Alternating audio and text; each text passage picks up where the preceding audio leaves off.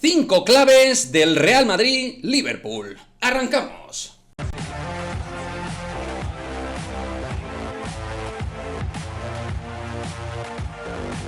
¿Qué pasa, chicos? Muy buenas, bienvenidos a otro vídeo de Madridismo al Día TV, vídeo claves en el cual vamos a desmenuzar algunas de las muchísimas claves que puede tener una final de la Champions, pero donde realmente entiendo que se puede dilucidar cuestiones elementales en el devenir de este Real Madrid-Liverpool, ¿no? Lo dicho, 5 claves, podrían ser más, pero tampoco quiero hacer el vídeo muy denso. Por cierto, si os gustan este tipo de vídeos y queréis apoyar el canal, me encantaría que dejéis un comentario y que pongáis pulgar arriba, like si os gusta este vídeo. En primer lugar, vamos a hablar de un término que es axioma básico para el Liverpool de Jürgen Klopp, el Gegenpressing de Jürgen Klopp, término el cual básicamente de lo que habla es de la capacidad de presión de los equipos de Jürgen Klopp. Este término, el Gegenpressing, se ha acuñado muchísimo en Alemania por distintos equipos, Nagelsmann también, y anteriormente, por ejemplo, en Origen se habla de que era el método empleado por Arrigo Sacchi, ¿no? Un método de presión, claro, con 3 delanteros, laterales largos y donde hay que intentar hacer daño en los flancos débiles de la salida de balón del rival. Para ellos es axioma básico, robo en campo contrario e intentar maniobrar hacia la portería rival con pocos pases, pocos toques y llegar con la mayor celeridad y velocidad posible. Para ello, lo dicho, muy importante tener delanteros muy proactivos. La primera línea de presión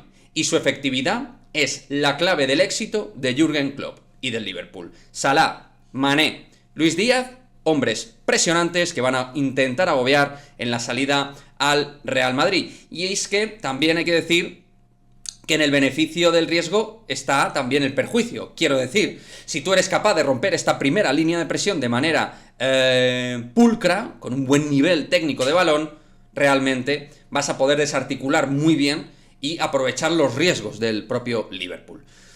Otra clave, lo he llamado así, factor Casemiro y Kroos. Pues sí, concretamente con Casemiro y Kroos, porque me preocupa los giros y la salida de balón de estos dos jugadores, porque no son tan rápidos, no tienen tanta celeridad y a veces en los giros, sobre todo Casemiro, se atasca. Y por ahí una pérdida de balón de este jugador u otro puede ser la sentencia en contra de la final. Muy importante lo que hagan estos productores desde la medular, también desde la movilidad sin balón de los trecuartistas, atacantes. Tiene que haber mucho movimiento sin balón, generar mucho desmarque y mucho movimiento, porque como el equipo esté poco dinámico y muy plano, el Liverpool va a tener más sencillo el poder desarticular la salida de balón del Real Madrid y, por ende, hacernos más daño más rápido en la portería de Courtois. Un duelo que me parece que puede ser de los duelos capitales de este partido. Vinicius Alexander-Arnold. ¿Por qué? Pues porque el ataque del Real Madrid se tiende a caer hacia el lado izquierdo de Vinicius Jr., elemento fundamental para las rupturas del 1 para 1 y las rupturas al espacio, y Alexander-Arnold defensivamente es un jugador que no digamos que sea pobre, pero sí que es vulnerable.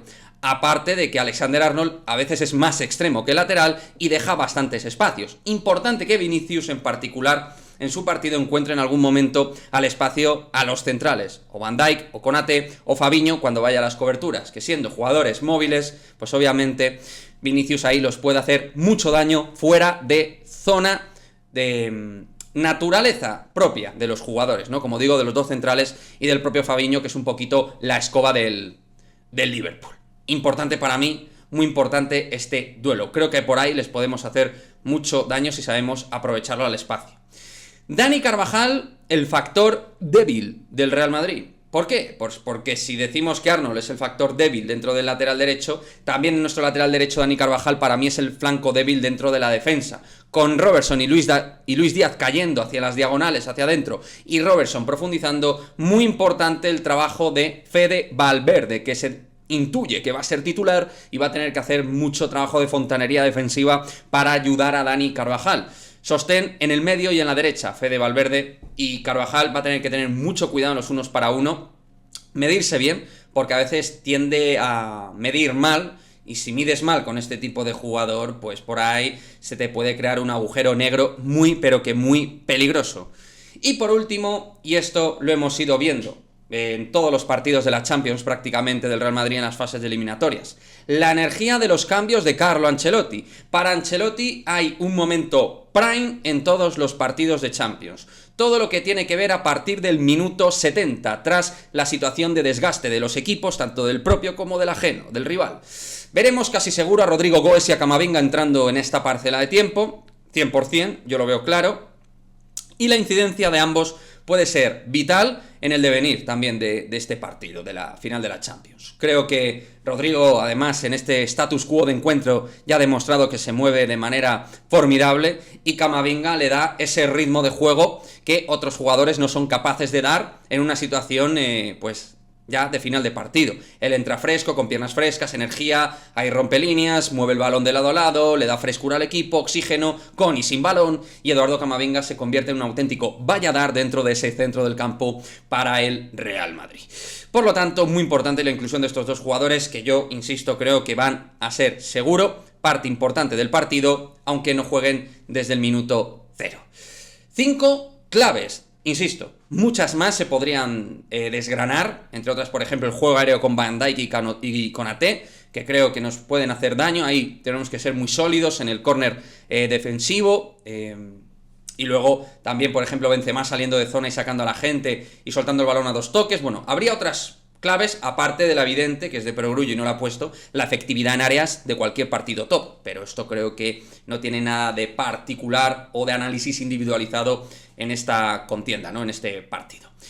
Bueno, chicos, de igual manera, dejarme vuestra opinión al respecto de este análisis, de estas 5 claves. Si vosotros consideráis que hay alguna otra clave elemental dentro del partido, me lo dejáis aquí en el cajón de comentarios y nos vemos en el próximo vídeo. Adiós.